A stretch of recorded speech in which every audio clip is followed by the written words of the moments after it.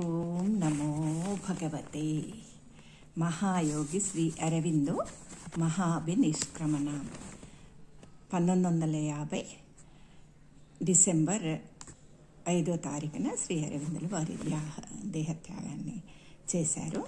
అమ్మ మృత్యువు గురించి ఇక్కడ ఏం చెప్తున్నారంటే, మృత్యువును జయించాలంటే మరణాన్ని ప్రేమించడానికి సిద్ధంగా ఉండాలి అంటారు దివ్యమాత. అవతార పురుషులు శ్రీ అరవిందులు సమాధి డిసెంబర్ 5 మహాసమాధి ఏమో డిసెంబర్ 9 సందర్భంగా మనము ఒకసారి మహాపురుషుని గురించి, మహాయోగి గురించి మననం చేసుకుందాము.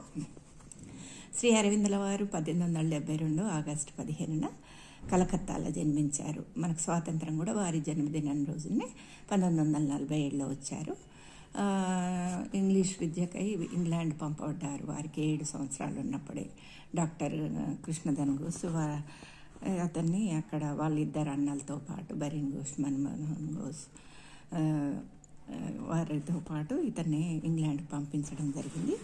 అక్కడ ఐపీఎస్లో అతను ప్రథమ శ్రేణులు ఉత్తీర్ణులైనప్పటికీ కూడా కావాలని హార్స్ రైడింగ్ అనేది కావాలని గైరాజరయ్యారు. హాజరు కాలేదు. ఎందుకంటే వారి వద్ద, ఇంగ్లీష్ వారి వద్ద వీరికి ఉద్యోగం చేయడం ఇష్టం లేదు.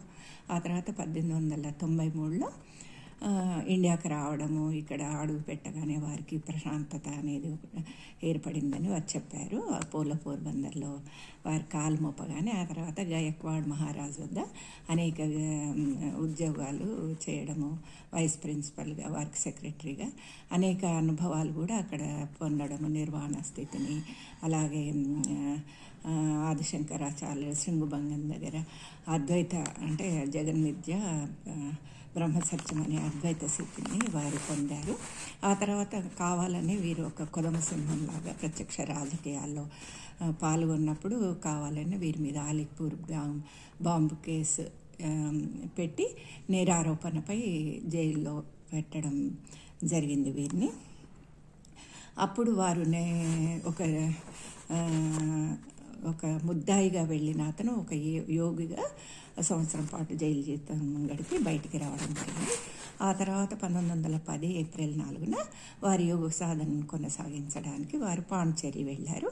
ఆ తర్వాత 1920లో మొదటిసారి 1914లో శ్రీమాత వచ్చేసి జైన్ అయి మళ్ళీ 1 year తర్వాత మళ్ళీ అనివార్య కారణాల వల్ల వెళ్ళాల్సి వచ్చిన 1920లో వచ్చి మళ్ళీ వీరితో పాటు ఆ సాధన కొనసాగించడానికి ఇరువురి ఆశయం ఒకటే అవ్వడం వల్ల వీరి ఇరువురి కృషి ఫలితంగా 1926లో ఆశ్రమం అనేది నెమ్మదిగా రావడం జరిగింది. 26లో యోగేశ్వరుడు శ్రీకృష్ణుడు సాక్షాత్కారం, ఆ సిద్ధి దినము వీరికి భౌతికంగా కూడా శ్రీ అరవిందులలో శ్రీకృష్ణ అది మానస చైతన్య రావడం జరిగింది.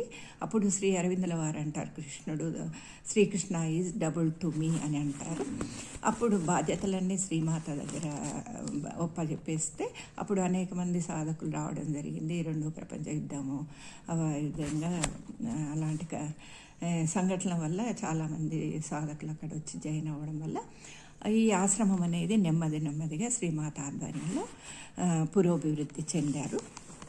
ఇంకా శ్రీ అరవిందులు తమ యోగ ఫల సిద్ధిని వేగిరపరచడానికి వ్యూహాత్మకంగా వారు డిసెంబర్ 12, 1951 మధ్యరాత్రి తెల్లవారుజామున 1:20 ఇచ్ఛాపూర్వకంగా తమ దేహాన్ని త్యాగమనరించారు. నిర్వాణ తర్వాత శ్రీ అరవిందుల బతుక కాయంలో మృత్యుఛాయలు కానీ లక్షణాలు కానీ ఎక్కడా గోచరించలేదు. వారి మొహంలో, దేహంలో అసాధారణమైన కాంతి, తేజస్సు కనిపించసాగింది. కళ్ళు మూసుకొని యోగ నిద్రలో నిమగ్నమై ఉన్నట్లుగా ఉన్న ఒక యోగిలాగానే ఉన్నారు. మృతదేహం అన్న భావనే కలగలేదు ఎవరికి. ఇక ప్రభుత్వ వైద్యులు కూడా వచ్చి చూసినా కానీ అది మృత్యు ఛాయలు లేవని ధృవీకరించారు. దాదాపు 112 గంటల పాటు 9వ తారీఖు వరకు వారి దేహం అలాగే బంగారు ఛాయతో కొనసాగింది. ఆ తర్వాత 9వ తారీఖున మహాసమాధి చేశారు. ఇక వారి సూక్ష్మ భౌతికంలో చేసిన సూక్ష్మలోకాల సాధన వల్ల 1956లో ఫిబ్రవరి 29న అతి మానస శక్తి పృథ్వీ చేతనలోకి అవతరింపజేశారు. ఇది ఎందుకంటే నూతన మానవ జాతి ఆవిష్కరణలో ఈ మహాశక్తి తన పని తాను చేస్తూ ఉన్నది. అతిమానస శక్తి అనేది సృష్టి పరిణామక్రమంలో నూతన మానవ జాతి ఆవిష్కరణ అనేది అనివార్యం. వెనుకటి సంప్రదాయాలు యోగాలు ఎక్కడ ముక్తిని పొందటంతో పరిసమాప్తమయ్యాయి. కాగా శ్రీ అరవిందుల పూర్ణయోగం అంతటితో ఆగిపోక ఈ భూమి మీద దివ్య మానవ జాతి ఆవిర్భావం జరిగి ఈ భూమి బృందావనంగా మారాలనే లక్ష్యంగా పెట్టుకున్నది. అందుకోసం మన వంతు కృషి మనము చేద్దాం. అతిమానస శక్తితో మన జీవితాలను అనుసంధానం చేసుకుందాము.